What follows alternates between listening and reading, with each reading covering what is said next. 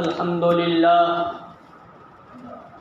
لله نحمده ونستعينه ونستغفره ونؤمن به ونتوكل عليه ونعوذ بالله من شرور أنفسنا ومن سيئات أعمالنا من يهد الله فلا مضل له ومن يضلله فلا هادي له ونشهد أن لا إله إلا الله وحده لا شريك له ونشهد أن سيدنا ومولانا محمدا عبده ورسوله صلى الله عليه وعلى آله وأصحابه وبارك وسلم تسليما كثيرا كثيرا. أما بعد فأعوذ بالله من الشيطان الرجيم. بسم الله الرحمن الرحيم. إن تنصروا الله ينصركم ويثبت أقدامكم. وقال النبي صلى الله عليه وسلم الأحب عيال الله الخلق عيال الله أو كما قال عليه الصلاة والسلام. صدق الله العظيم وصدق رسوله النبي الكريم. رب اشرح لي صدري ويسر لي أمري واحلل عقدة من لساني يفقه قولي. ایک مرتبہ نبی اکرم صلی اللہ علیہ وسلم پر درود شریف پڑھ لیجیے. اللہم صل علی محمد وعلی آل محمد کما صلیت علی ابراہیم وعلی آل ابراہیم انک حمید مجید. اللہم بارک علی محمد وعلی آل محمد کما بارکت علی ابراہیم وعلی آل ابراہیم انک حمید مجید.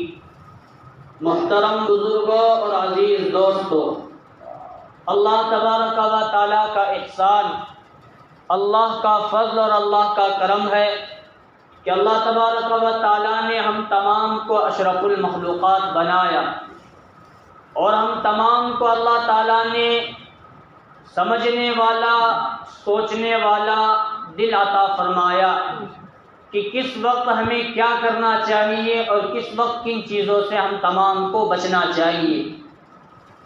علامہ اقبال کا نام سنا ہے، بڑے اللہ والے گزرے ہیں. شروع کا دور ان کا ذرا مشکل تھا.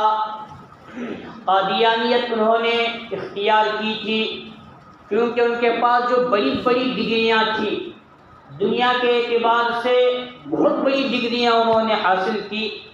اور آج کا دستور ہے دینی تعلیم نہ ہو اور دنیاوی تعلیم آ جائے. اور ایک بات، دینی تعلیم ہو، دینی تعلیم کو چھوڑ کر دنیا کی تعلیم میں لگے تو دنیا غالب آنے کی وجہ سے دین بھی چلا جاتا ہے. اب وہ واقعہ بیان کرنے کا نہیں تھا لیکن اللہ کی طرف سے کچھ باتیں آ جاتی ہیں. میں دارالعلوم اشرفیہ جب پڑھنے گیا تو اچھا لڑکا، ہنرمند، دینی صلاحیت رکھنے والا، پہلے نمبر پر بیٹھنے والا، استاد کیا کہنا چاہتے ہر بات کو سمجھنے والا بچہ. ہم جب گئے تھے شروع میں وہ لوگ دورے میں تھے، یعنی ان کی عالمیت مکمل ہونے والی تھی. وہ عالمیت مکمل ہوئی، بڑے بزرگ کو دیوبند سے بلائے گئے، پھر ان کی دستار فضیلت بھی کی گئی. اب وہ جو جس لڑکے کا تذکرہ، جس عالم صاحب کا تذکرہ میں کر رہا ہوں، عالمیت کی مکمل ہونے کے بعد انہوں نے چاہا کہ دنیاوی ڈگری بھی حاصل کر لوں تو کالج کے اندر انہوں نے داخلہ لیا اور لے بھی لیتے ہیں. لیکن آدھا سال مکمل گزر گیا تھا. عالم دین ہونے کے بعد جب دنیا غالب آئی ہم نے ان کو دیکھا داڑھی مڈا کر وہ مدرسے میں ملنے کے لیے آئے. حالت ایسی ہوتی ہے. اور آج تو بہت نازک وقت شروع ہے، دین سے کٹ کر دنیا دنیا دنیا کریں گے، تعلیم لے کر ڈوبے گی، یہ یقینی اور پکی بات ہے.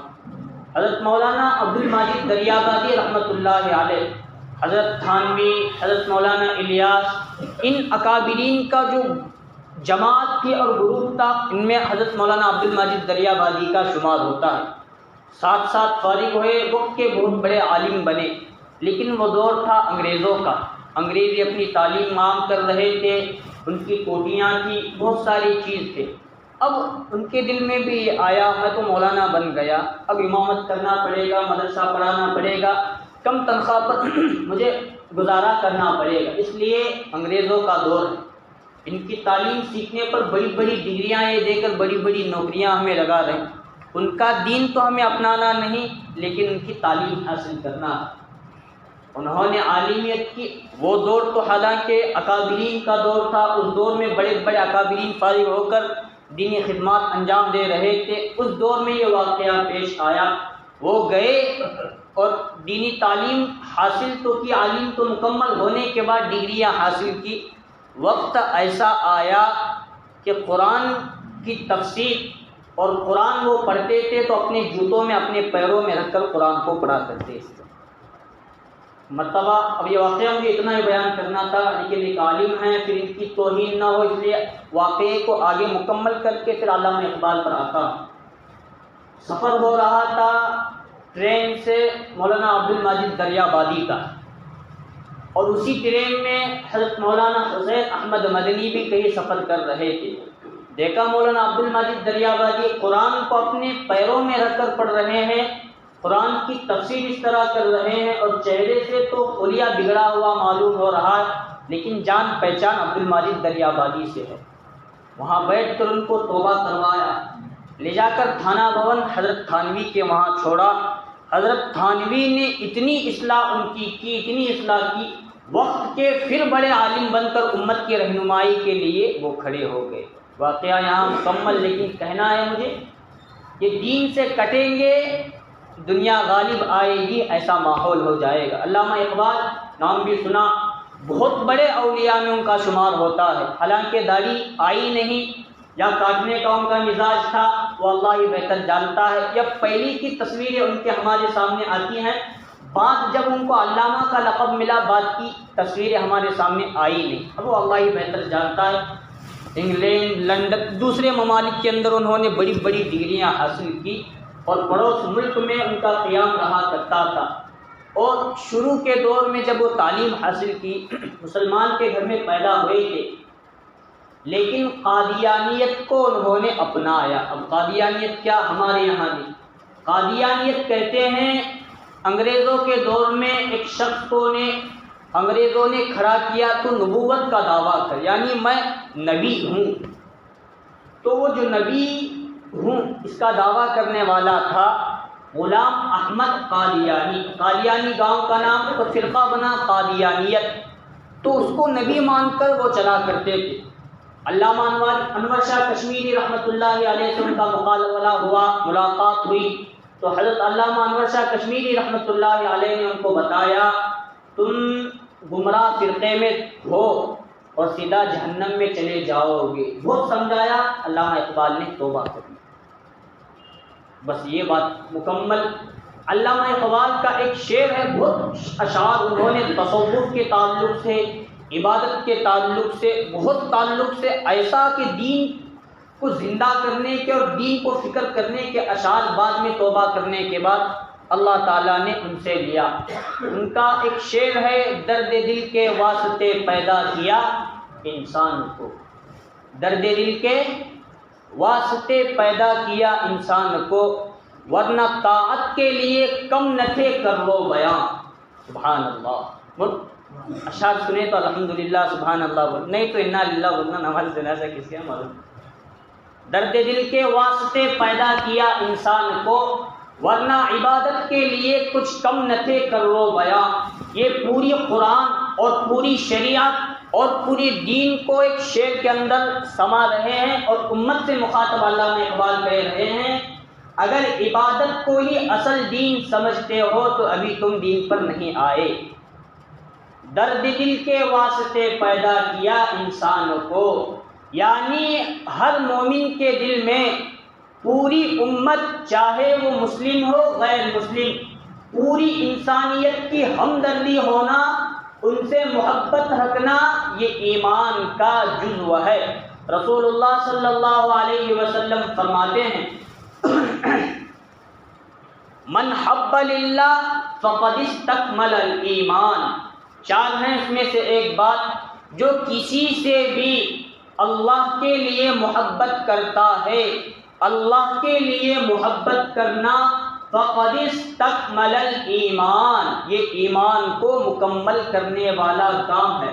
یعنی انسانیت سے محبت رکھنا اور کرنا، یہ انسانیت کے ساتھ ہمدردی والا معاملہ برتنا، مسلم ہو غیر مسلم ہو، یہاں کے رہنے والے ہو اڑوس پڑوس کے ہو، دنیا کے کسی کے کونے کی ہی کیوں نہ ہو، ہر ایک کے ساتھ ہمدردی یہ ایمان کا حصہ ہے، یہ ایمان کا جزو ہے۔ اور یہ حدیث، یہ قرآن، یہ علامہ اقبال کا شعر غیروں سے مخاطب نہیں، یہ ہم مسلمانوں سے مخاطب ہیں۔ اگر ایمان صحیح معنی میں اپنے اندر رکھنا چاہتے ہو تو ان اعمال پر بھی عمل کرنا پڑے گا۔ رسول اللہ صلی اللہ علیہ وسلم فرماتے ہیں الخلق عیال اللہ، مخلوق تمام کے تمام یہ اللہ تعالیٰ کا کنبہ ہے۔ جو اللہ کے خاندان کنبہ والوں سے محبت کرے گا، ان کی محبت کی وجہ سے وہ اللہ تعالیٰ سے محبت کرے گا۔ جو کنبے سے محبت نہیں رکھے گا وہ اللہ سے محبت نہیں رکھے گا۔ ہم سمجھتے ہیں کہ نبی سے محبت کرنا، اللہ سے محبت کرنا یہی ایمان کا جزو ہے، اور آج مسلمانوں کی حالت یہ ہو گئی، دوسروں کو تکلیفیں دینا، دوسروں کو ستانا اور دوسروں کے ساتھ غیبتیں کرنا، چغل خوری کرنا، برا معاملہ کرنا، یہ مسلمانوں کی شان بن گئی۔ ایک دوسرے کا آپس میں محبت سے نہ رہنا، اس کو برا سمجھنے کے لیے تیار نہیں۔ انسانیت کے ساتھ ہمدردی برتنا یہ دین کا کوئی حصہ، عبادت کا کوئی حصہ سمجھنے کے لیے تیار نہیں۔ یہ باتیں اصل میں اس لیے کہہ رہا ہوں کہ فلسطین کے حالات شروع ہیں۔ کتنے دن ہوئے؟ مہینہ مکمل ہو گیا چچا۔ ہر روز بمباری ہو رہی ہے، پانی کے لیے معصوم بچے ترس رہے ہیں۔ کیا کچھ ان کے ساتھ نہیں ہو رہا، کلیجہ منہ کو آ رہا ہے بولتے بولتے۔ دیکھ رہے ہیں دنیا کی تمام مسلمان ممالک، ہم لوگ، ہمارے گاؤں والے دیکھ کر چپی بھر رہے ہیں۔ نہ ان کے لیے دعا کرنے کے لیے امت تیار ہے، نہ ان کے لیے حسبنا اللہ و نعم الوکیل، نعم المولا و نعم النصیر پڑھ کر ان کے لیے دعا کرنے کے لیے تیار ہے، نہ سورہ یاسین پڑھ کر ان کے لیے دعا کرنے کے لیے تیار ہے، نہ قنوت نازلہ میں شامل ہونے کے لیے تیار ہے۔ ان سے ان حالات میں اگر ہمدردی اور محبت نہ ہو تو ہمارے ایمان کا جنازہ ہم خود نکال رہے ہیں، اور ہم سمجھ رہے ہیں کہ ہم مسلمان ہیں۔ ہم کچھ نہیں کر سکتے، لیکن دعا کا ہتھیار ہمارے پاس ہے۔ تقدیر کو دعا کی وجہ سے اللہ بدل سکتے ہیں، تو ان حالات میں ان حالات کو اللہ کیوں نہیں بدل سکتے ہمارے دعاؤں میں؟ ہم کرنے کے لیے تیار نہیں۔ اور جہاں مسلمانوں کے پاس پیسہ ہے، طاقت ہے، مملکت ہے، حکومت ہے، ہر چیز کا عہدہ ہے، وہ عیش و عشرت میں، ناچ گانے میں مشغول ہیں، اور ہماری حالت یہاں دعا کرنے کی طاقت ہے، وقت نکالنے کے لیے ہم تیار نہیں۔ اور ہم سمجھتے ہیں کہ اللہ سے محبت رکھنے والے ہم لوگ ہیں، نبی سے محبت رکھنے والے ہم لوگ ہیں۔ آخری اور تیسرا جزو ہے پوری انسانیت کے ساتھ ہمدردی کرنا، محبت کا معاملہ رکھنا، درد دل رکھنا، یہ بھی ایمان کا، شریعت کا جزو ہے۔ اس کے بغیر ایمان ابھی بھی مکمل نہیں ہو رہا، شریعت مکمل نہیں ہو رہی، قرآن کریم مکمل نہیں ہو رہا، اور ہم اللہ کو تلاش کر رہے ہیں پہلی سیڑھی چیز چھوڑ کر آخری سیڑھی پر اللہ اللہ نبی نبی پکار رہے ہیں۔ یہ غلط طریقہ ہے، غلط راستہ ہم اختیار کر رہے ہیں۔ ایک مرتبہ حضرت ابراہیم علیہ السلام کی عادت تھی کہ اپنے دسترخوان کو انہوں نے مخلوق خدا کے لیے وسیع کر رکھا۔ آؤ کھاؤ جاؤ، لے کر بھی جانا ہے لے کر بھی جاؤ، حساب و کتاب کسی سے نہیں لیا جائے گا۔ ایک مرتبہ ایسا ہوا، اور جب تک ان کے گھر میں ان کے جو انہوں نے روم بنا رکھا تھا وہاں کوئی مہمان نہ آئے ان کو بڑی تکلیف ہوتی تھی۔ مہمان کی مہمان نوازی میں حضرت ابراہیم نے اپنا سب کچھ لگا دیا۔ ایک مرتبہ ایسا ہوا، صبح سے لے کر دوپہر تک انتظار کیا کوئی مہمان آئے کھا کر چلا جائے، کوئی نہیں آیا۔ دوپہر میں حضرت ابراہیم نے ملک شام کا، جس علاقے میں رہا کرتے تھے، وہاں کا سفر کیا، کوئی ہے جو مہمان ملے لا کر اسے کھلاؤں پلاؤں۔ تلاش کرتے کرتے کرتے کرتے ایک بوڑھے کے پاس گئے۔ بوڑھا بھی ایسا کمزور، نہ چلنے پھرنے کی طاقت، نہ اٹھنے بیٹھنے کی طاقت، نہ کھانے کھلانے کی، کچھ بھی نہیں، لیکن اس کی خدمت کرتے ہوئے پکڑ کر اسے اپنے مہمان خانے میں لے کر آئے۔ اس کے لیے بہترین کھانا بنایا، اس کے سامنے رکھا، اور خود بھی کھانے لگے اور اس سے کہا کھانا شروع کر دے۔ حضرت ابراہیم نے بسم اللہ وعلی برکت اللہ تو پڑھا، لیکن وہ مہمان بندہ بسم اللہ وعلی برکت اللہ نہیں، ویسے ہی کھانا اس نے شروع کر دیا۔ حضرت ابراہیم نے ہاتھ پکڑا کہ میں ابراہیم خلیل اللہ ہوں، یعنی اس دور کا بڑا نبی ہوں، میں شریعت سکھانے آیا ہوں، دین سکھانے آیا ہوں، اللہ کا نام لے اور پڑھ اور کھا۔ اس بندے نے کہا میں ابراہیم کو نہیں جانتا، ابراہیم کا رب کو نہیں جانتا، میں لات منات عزا بتوں کی عبادت کرتا ہوں، تم مجھے پکڑ کر اپنے دسترخوان پر لائے ہو۔ حضرت ابراہیم نے کہا تو مجھے نبی نہیں مانتا، اللہ کو رب نہیں مانتا، پھر تجھے میرے دسترخوان پر بیٹھنے کی اجازت نہیں، چل نکل۔ کھانا لقمہ پہنچ رہا تھا زبان تک، منہ تک، حضرت ابراہیم نے نیچے رکھا اور اسے وہاں سے بھگا دیا۔ وہ چلا گیا، فوراً حضرت جبریل علیہ السلام تشریف لائے۔ ابراہیم، اللہ کی طرف سے وحی آئی حضرت ابراہیم کو، میرا یہ بندہ 50 سال 70 سال 80 سال 100 سال سے میرا کھا رہا ہے، میں نے میرا نام نہ لینے کی وجہ سے اس پر روزی بند نہیں کی، ایک مرتبہ اپنے دسترخوان پر بٹھایا، وہ بندہ ایمان والا نہ ہونے کی وجہ سے اس سے محبت نہ کرتے ہوئے تم نے اپنے دسترخوان سے اٹھا دیا، اس سے ہمدردی تم نے کیوں نہیں کی؟ میں رب اتنے دنوں تک اسے رزق پہنچا رہا ہوں، تم نے ایک مرتبہ تمہارے سامنے اس نے رب کا نام نہیں لیا، تم دھتکار رہے ہو اور کہتے ہو اپنے آپ کو ابراہیم خلیل اللہ، ان سے بھی ہمدردی کرو ورنہ تمہارے ساتھ سخت معاملہ کیا جائے۔ ڈھونڈتے گئے حضرت ابراہیم، پھر اس بوڑھے شخص کو تلاش کیا، معافی مانگی، دسترخوان پر لا کر بٹھایا۔ اس ہمدردی کے صلے میں وہ بندہ مسلمان ہو کر حضرت ابراہیم کے یہاں سے تشریف لے گیا۔ ہم مخلوق خدا کو چھوڑ رہے ہیں اور اللہ کو تلاش کر رہے ہیں، کسی اور راستے سے اللہ نہیں ملنے والے۔ ایک کوئی بزرگ کے متعلق یا کسی عالم کے متعلق آیا ہے کہ پہاڑوں پر جا کر انہوں نے ایک چلہ کیا 40 دن کا یا جتنے بھی دنوں کا، اس نیت سے چلہ کیا کہ اللہ کو میں دیکھ لوں۔ اب 40 دن مکمل ہونے آئے، اللہ کی طرف سے غیب سے ندا آئی، تم اللہ کو تلاش کرنا چاہتے ہو تو بصرہ کے بازار میں جاؤ، وہاں تمہیں اللہ مل جائے گا۔ وہ بندہ بھی پریشان، بصرہ کوفہ کا بازار، وہاں تجارت ہوتی ہے، وہاں اللہ مجھے کہاں سے ملنے والے؟ غیب سے ندا آئی کہ فلاں بازار کے فلاں دکان میں جاؤ، وہاں تمہیں اللہ مل جائے گا۔ وہ بزرگ جو آخری چلہ تھا وہ توڑ کر سیدھا بصرہ یا کوفہ کے بازار میں تشریف لے گئے، اور جس دکان کا پتہ غیب سے دیا گیا تھا وہاں گئے تو دیکھا کہ دکان کے باہر ایک بوڑھی عورت بھیک مانگتے ہوئے کھڑی ہے۔ انہوں نے، دکاندار بھی الحمدللہ اس زمانے میں نمازی، روز سب شریعت پر عمل کرنے والے تھے، جا کر ان سے انہوں نے کہا کہ غیب سے اس طرح کی مجھے آواز آئی ہے اور یہاں بھیجا گیا ہے۔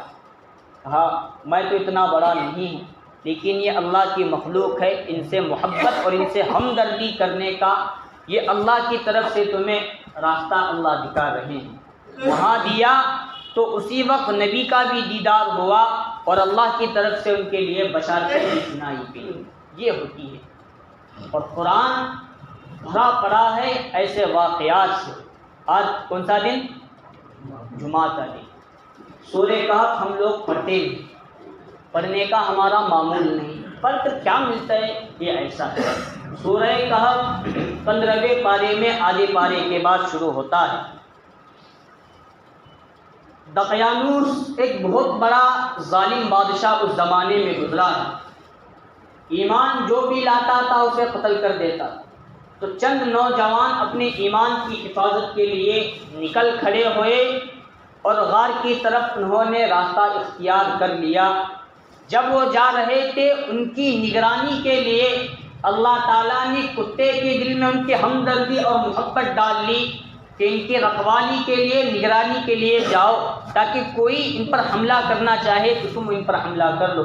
وہ کتا ان اصحاب کہف بزرگوں کے اولیاء کے ساتھ ہوا، انہوں نے پتھر مار کر اسے بھگانا شروع کر دیا۔ تیرے بھوکنے کی وجہ سے، تیرے ادھر ادھر گھومنے کی وجہ سے ہمارا پتہ چلے گا اور ہم بھی قتل ہو جائیں گے۔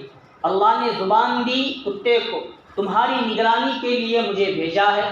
اس کتے کے دل میں ان بزرگوں کی محبت ہمدردی آئی تو اللہ تعالیٰ نے ان بزرگوں کے ساتھ، اولیاء کے ساتھ قرآن مجید جیسی مقدس کتاب میں کتے کا ذکر فرمایا۔ یہ کتے کے اندر ہمدردی کے آنے کی وجہ سے اس کا شمار بھی بڑے لوگوں میں ہونے لگا۔ کتنی اہم بات ہے، اور کئی کتابوں کے اندر واقعہ پڑھنے میں ملتا ہے۔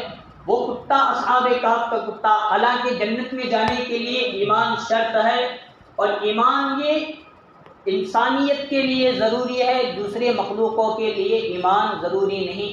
ان کا حساب و کتاب یہ، تم مٹی ہو جاؤ تو مٹی ہو جائیں گے، ان کا کوئی بھی حساب نہیں، کوئی بھی کتاب نہیں۔ لیکن کتا غیر مکلف شخص ہے، غیر مخلف ذی روح ہے، پھر بھی اسے جنت کے اندر اللہ تعالیٰ ان لوگوں کے ساتھ بھیج دیں گے۔ وہ تعلق ہے ہمدردی کا اور محبت کا۔ قرآن مجید کی ایک صورت ہے سورۃ النمل، 19ویں پارے میں۔ نمل کہتے ہیں چونٹی، چونٹی سمجھے تو کیا، ورنہ یہاں اردو سمجھ، مونگی۔ حضرت سلیمان علیہ السلام پوری دنیا پر حکومت کرنے والے، جناتوں کی بولی، ہر مخلوق کی بولی جاننے والے، اور ہر مخلوق پر ان کی حکومت اور ان کا حکم چلا کرتا تھا۔ ایک مرتبہ جناتوں کی فوج، انسانوں کا لشکر پوری مخلوقات کو لے کر کہیں اڑان بھر رہے تھے۔ اب ان کا جو تخت تھا وہ تخت پر اس پر بیٹھتے، جنات لے کر اڑتے، ہوا لے کر اڑتی تھی، لیکن باقی جو انسان مخلوق لشکر تھا اڑنے کی طاقت ان میں نہیں تھی، وہ چل کر جایا کرتے تھے، اور ان کا لشکر بہت بڑا ہوتا تھا۔ جس راستے سے وہ لشکر جا رہا تھا، ایک چونٹی اپنی قوم سے مخاطب ہو رہی تھی۔ قالت نملۃ یا ایھا النمل ادخلوا مساکنکم لا یحطمنکم سلیمان وجنودہ وہم لا یشعرون۔ ایک چونٹی، ایک مونگی اپنی قوم سے مخاطب ہو کر کہہ رہی ہے، اے میری قوم، اپنے اپنے بلوں کے اندر داخل ہو جاؤ، کہیں نہ جانتے ہوئے سلیمان علیہ السلام کا لشکر تمہیں کچل نہ دے۔ اتنی بات اس چونٹی کی اپنی قوم کے بارے میں محبت اور ہمدردی اتنی پسند آئی کہ اللہ تعالیٰ نے اس چونٹی کا جملہ بھی آیت بنا کر قرآن مجید میں نازل کیا۔ اسی چونٹی کے، اسی مونگی کے نام سے قرآن مجید میں پوری سورت اتار کر اللہ تبارک و تعالیٰ نے، یہ ان مخلوقات کے واقعات ہیں جو مکلف نہیں، ان کے اندر اپنی قوم کی ہمدردی آئی تو اللہ تعالیٰ نے قرآن مقدس جیسی عظیم کتاب میں ان شخصیتوں کے ساتھ، انبیاء کے ساتھ، اولیاء کے ساتھ ایسی مخلوق کا تذکرہ کیا۔ سمجھنے کی بات ہے۔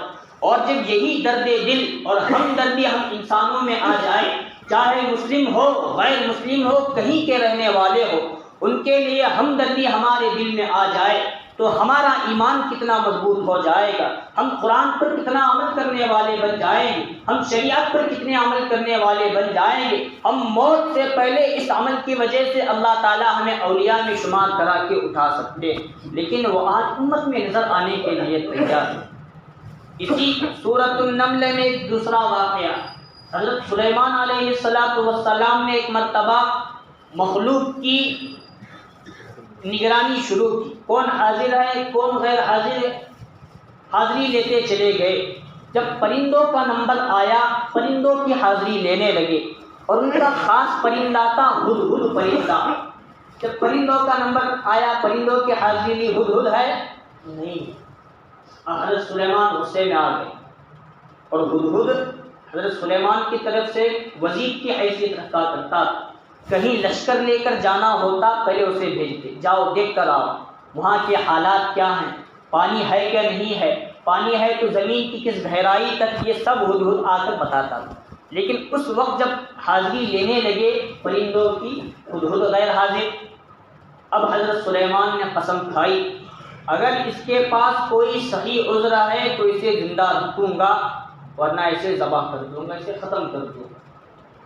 اب اڑتا اڑتا اڑتا اڑتا ہدہد پرندہ آ کر محل کے پاس رک گیا اور حضرت سلیمان کے چہروں کو دیکھا، کیا اثرات ہیں، غصے میں ہیں کہ نہیں ہیں، تو پناہ مانگی، اے اللہ کے نبی سلیمان میں اپنی جان کی پناہ مانگتا ہوں، میں ایک واقعہ ایک بات آپ کو بتانا چاہتا ہوں، آپ کے نزدیک کو صحیح معنی میں میرا عذر ہے تو قبول کیجئے ورنہ جو آپ سزا دیں گے میں اس سزا کا مستحق ہوں۔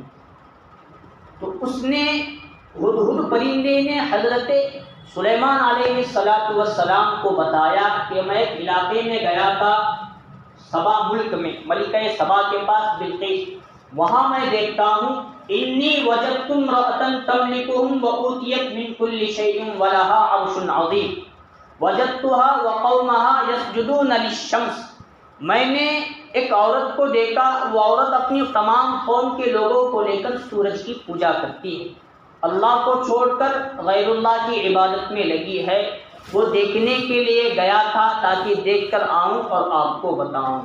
اب حضرت سلیمان نے ہدہد کی بات سن کر ہدہد کے اندر یہ ہمدردی اور فکر آئی، حضرت سلیمان علیہ السلام کی حکومت اتنی بڑی، ان کی حکومت میں کچھ افراد اور ایک ملکہ بلقیس سورج کی پوجا کر رہی ہے، حضرت سلیمان کو علم نہیں، اس کافر قوم کی ہمدردی آئی، آ کر ان کو بتایا، انہوں نے لشکر بھیجے دعوت کے لیے اور پرچہ لکھ کر بھیجا، خط لکھ کر بھیجا، اس خط کی بدولت ہدہد پرندے کی بدولت وہ قوم مسلمان ہو گئی۔ واقعہ بڑا ہے لیکن یہاں ہمدردی آئی کافر قوم کے بارے میں، ہدہد پرندہ بھی معاف کیا گیا اور اسی پرندے کے ذریعے اللہ تعالیٰ نے پوری ملکہ سبا پوری قوم کو ہدایت کی توفیق نصیب فرمائی۔ آج ملک کے حالات ایسے، فلسطین کے حالات ایسے ہیں، وہاں ہر روز بم گر رہے ہیں، لیکن ہم لوگ ایسے اب بے حس ہو چکے ہیں کہ دعا کرنے کی توفیق ہم لوگوں کو نہیں ہو رہی، اور ہم سمجھتے ہیں کہ ہم سچے پکے مسلمان ہیں۔ ہاں ان کا ایمان اتنا مضبوط ہے، کسی کا ہاتھ ٹوٹا، کسی کا پیر ٹوٹا، سر میں زخمی، ان کے محلات گر چکے ہیں، ان کے گھر گر چکے، کتنے لوگ ان کے شہید ہو رہے ہیں، لیکن پھر بھی ان کے زبان پر اللہ ہے، ان کا ایمان مضبوط ہو رہا ہے۔ اور ہماری حالت کیا؟ یہاں بیٹھتے ہی موبائل لے، ٹی وی لے، ایک دوسرے سے تذکرہ، کیا حالت ہے اسرائیل کی، کیا حالت ہے فلسطین کے، اور ہم سمجھتے ہیں کہ اس مدعے کو آپس میں گفتگو کریں گے معاملہ حل ہو جائے گا۔ ہم کچھ نہیں کر سکتے، درد دل رکھتے ہوئے، ہمدردی اور محبت رکھتے ہوئے دعا کر سکتے ہیں بزرگوں، تو آج ہم کرنے کے لیے تیار ہیں۔ دعائے قنوت نازلہ جب دیکھ رہا ہوں چچا میں، اس سے پہلے ایک مجمع مسجد کے اندر صبح کی نماز میں آیا کرتا تھا، کیوں؟ اب رات بڑی ہے، سو کے انسان تھک رہا ہے، وہ سوچ کر صبح کی نماز میں آتا تھا، لیکن ابھی حالت ایسی ہے کہ مولانا ذرا لمبی قرات کھینچ رہے ہیں، تو دعائے قنوت نازلہ ذرا لمبی ہے، دیر ہونے والی، 2-3 منٹ دیر ہونے والی، ذرا مولانا ذرا لمبی قرات کھینچ رہے ہیں، سلام کرنے کے بعد جائیے، اور سننے بھی ملتا ہے، اور کچھ لوگ اپنے اپنی نماز شاید گھر میں بھی پڑھ رہے ہیں، پھر بھی رات پوری ہونے کیا آنے کی ضرورت، یہ ہماری حالت ہے۔ پوری زندگی میں ایک مرتبہ حضور کی زندگی میں واقعہ پیش آیا، 70 صحابہ جو حافظ قرآن کے دھوکہ دے کر ان کو قتل کیا گیا، تو حضور نے قسم کھائی جس طرح میرے صحابہ کو قتل کیا گیا میں بھی ان کے ایسا ہی معاملہ کروں گا۔ 1 مہینے تک، کتنے؟ 30 دنوں تک، 1 مہینے تک صبح کی نماز میں دعائے قنوت حضور نے پڑھی، اور واقعہ 70 صحابہ کیا 70,000 سے زیادہ لوگ انتقال کر چکے، ہماری پیشانی پر بل آنے کے لیے تیار نہیں، اور مسجدوں میں آ کر ہم ان کے لیے اجتماعی، انفرادی، ہم سے جو کچھ ہو سکتا ہے وہ کرنے کے ہم لوگ تیار ہیں۔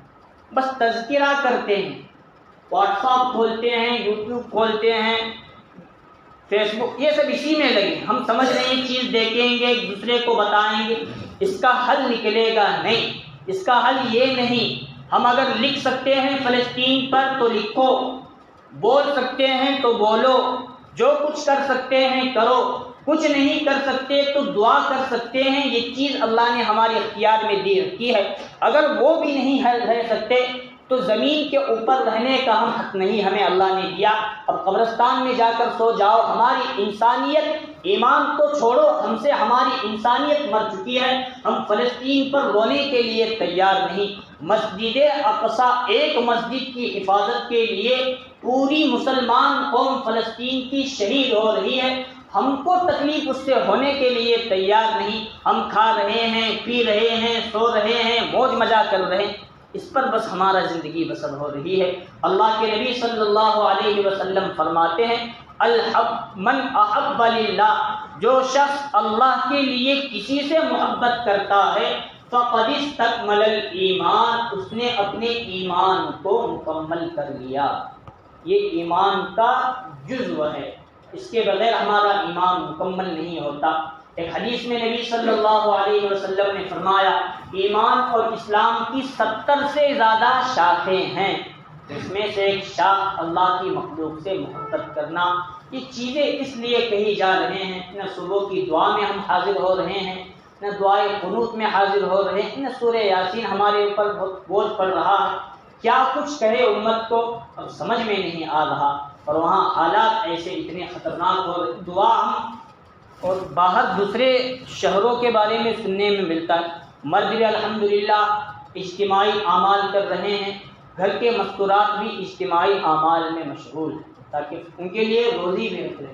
ہمارے یہاں گاؤں کے اندر یہ فضا کچھ بھی نہیں لگ رہی، دوسرے کاموں میں، فسق و فجور میں، ناچ گانے میں، اس کی غیبت میں، اس کی غیبت میں بہت بڑا طبقہ لیتا ہے۔ اور یہ میں بولوں اس بات کا اثر ہوگا نہیں ہوگا نہیں، لیکن نوجوان جڑ کر اگر سورہ یاسین پڑھے اور دعا ہر روز کرنا شروع کرے، ممبر و محراب پر بیٹھا ہوں، اگر قسم کھانے پر آؤں تو میں قسم کھا کر کہہ سکتا ہوں نوجوانوں کی دعا میں اتنی اللہ نے طاقت رکھی ہے کہ ایک ہفتے کے اندر حالات بدل سکتے ہیں، لیکن وہ لوگ بھی کرنے کے لیے تیار ہیں۔ وہ سمجھے مولانا کر رہے ہیں، خانقاہوں میں دعائیں ہو رہی ہیں، مدارس میں ہو رہے ہیں، دعوت و تبلیغ کے ساتھ ہی فکر کر ہمیں لینے کی کیا ضرورت؟ جب تک نوجوان نہیں اٹھتے تب تک کچھ نہیں ہوتا۔ اللہ تبارک و تعالیٰ سے دعا ہے اللہ تعالیٰ ہم تمام کو عمل کی توفیق نصیب فرمائے۔ آئندہ جمعہ ابھی مجھے رہبات سے فون آیا، مولانا یہ جمعہ کون سا بیان لینے ہیں؟ لوگ بڑے شاید توجہ کے ساتھ سن بھی رہے ہیں، عنوان بھی دیتے میں بولا تو اس جمعہ ایک نوجوان کا رہبات سے فون آیا، مولانا یہ جمعہ کو کون سا بیان لینے والے؟ ذرا وہ موسم کے بدلنے کی وجہ سے طبیعت بھی ذرا ناساز ہوئی، نرم گرم، تو میں بولا ویسا تو خاص کیا عنوان، ذرا کڑک تو نہیں لیکن ذرا نرم آج ہے۔ انہیں کہ 10 نومبر ہے تو مولانا آج، میں بولا کیا سمجھ لگائیں گے 10 نومبر کو ٹیپو سلطان جینتی ہے، میں بولا ٹیپو سلطان جینتی 10 نومبر کو، پھر کتابوں میں ہے کیلنڈر میں 20 نومبر کو، تو الحمدللہ میری نگاہ اس پر ہے۔ تو آئندہ جمعہ حضرت ٹیپو سلطان شہید رحمۃ اللہ علیہ کے تعلق سے بات کرنے کی کوشش کر، وقت ملا، موقع ملا، اللہ تعالیٰ سے دعا ہے اللہ تعالیٰ عمل کی توفیق نصیب فرمائے، آمین۔ وآخر دعوانا الحمدللہ رب العالمین۔